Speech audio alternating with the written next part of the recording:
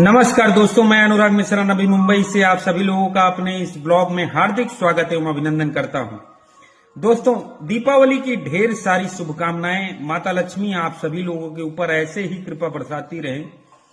और आज के दिन केवल 2 लाइन आपके साथ मैं साझा करना चाहता हूं, जो कि हमारे जीवन के ऊपर रहती है और हर एक व्यक्ति को ये अपने आप से एक वादा करना चाहिए।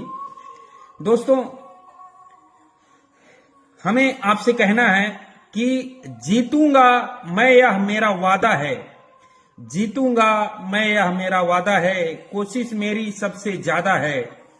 हिम्मत भी टूटे तो भी नहीं रुकूंगा। हिम्मत भी टूटे तो भी नहीं रुकूंगा। मजबूत बहुत मेरा इरादा है।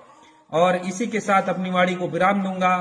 आप सभी लोगों को ढेर सारी शुभकामनाएं दीपावली की। बहुत बहुत धन्यवाद।